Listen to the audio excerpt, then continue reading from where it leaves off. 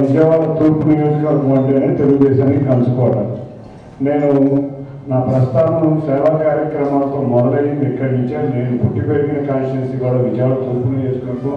నేను చాలామంది ఇక్కడ ఉన్న పెద్దల దగ్గర చిన్నపిల్లలు లేక వాళ్ళ చేతులు పెట్టి తిరిగిన కాన్స్టిట్యున్సీ ఇది. అటువంటి కాన్స్టిట్యున్సీలో నేను ఇవాళ ఇక్కడ మాట్లాడటం అనేది నేను గర్వకారణంగా ఫీల్ అవుతున్నాను. ఎందుకంటే విజయవాడ పార్లమెంట్ నుంచి సొంత ఊరే. ఇవాళ గద్దె రామ్మోహన్ గారు నిజంగా ఆయన విజయం ఎప్పుడో ఖాయమైపోయింది. అసలు మొన్న గెలిచారంటేనే మొన్న 20,000తో గెలిచారు. ఆయన గెలుపు వల్లే ఇక్కడ పార్లమెంట్ అభ్యర్థి కూడా గెలుపు సాధ్యమైంది. కాబట్టి తెలుగుదేశానికి కంచుకోట అయిన ఈ నియోజకవర్గంలో దానికి తోడు జనసేన తోడైంది. ఈ జనసేన తెలుగుదేశంతో ఇవాళ 50,000 పైగా నా ఐడియాలో 45 నుంచి 50,000 పైగా అత్యంత మెజారిటీతో అటువంటి వ్యక్తి అడుగుజాడల్లో నేను నడుస్తాను. ఎందుకంటే సౌమ్యుడు, ఎటువంటి కోపం ఉండదు, నిత్యం ప్రజా జీవితంలో ఉండే వ్యక్తి, అంతేకాకుండా ఎవరికే సహాయమైనా తన చేతుల మీదుగా చేసే వ్యక్తి. అటువంటి వ్యక్తుల అడుగుజాడల్లో నేను నడుస్తాను. కాబట్టి ఈ నియోజకవర్గంలో ఇంకా సాంబశివ గారు తెలుగుదేశం పుట్టినగా ఇస్తున్నారు. ఇలాంటి వ్యక్తులు చాలామంది ఉన్నారు. ప్రేమనాథ్ గారు అడుగుజాడలో 2014 ఎలక్షన్ ఆయన అడుగుజాడలోనే నేను నడిచాను. మేమిద్దరం బ్యాక్ అండ్ వర్క్ ఎంతో చేసాం 2014 ఎలక్షన్స్లో.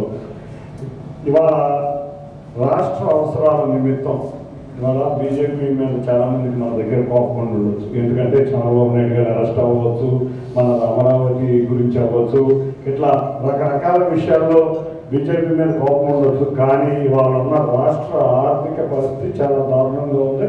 మీ అందరికీ తెలుసు. రేపు చంద్రబాబు నాయుడు గారు ముఖ్యమంత్రి అయినా, ఆయన ఎంత క్రైసిస్ మేనేజర్ అయినా ఇవాళ ఆర్థిక పరిస్థితి తట్టుకోవాలంటే ఎవరి వల్ల కాదు.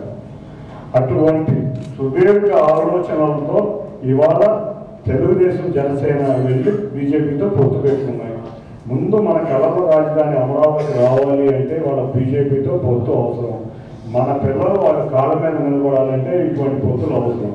కానీ ఒక్క విషయం చెబుతున్నాం, బీజేపీతో పొత్తున్నా ఇంకెవరితో పొత్తున్నా మైనారిటీ హక్కుల పరిరక్షణలో చంద్రబాబు నాయుడు గారు ముందుంటారని మీ అందరికీ తెలుసు. కానీ మీరందరూ కూడా నేను అనేది ఏంటంటే ఎట్లా ఈ 3 కాలనీలు తెలుగుదేశానికి అసలు కంచుకోట ఎవరు వచ్చి ప్రచారం చేసినా చేయకపోయినా కంచుకోట.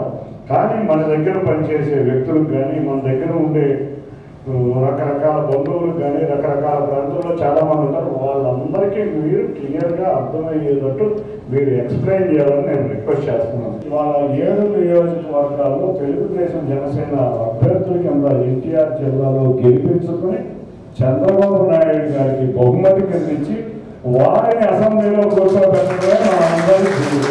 మీరు రకరకాల గ్రామాలను చేస్తున్నారు, ఎక్కడెక్కడి నుంచో వస్తున్నారు. కాబట్టి ప్రతి ఒక్కరు మనకు తెలిసిన వారికి తప్పకుండా తెలుగుదేశం గురించి మీరు చెప్పి ఏదైనా మోర్ పబ్లిసిటీ కన్నా ఎక్కువ పబ్లిసిటీ ఏమీ లేదని నేను అనుకున్నాను. అటువంటిది వెళ్తేనే మనం చాలా ప్రమాణంగా ఉంటాం.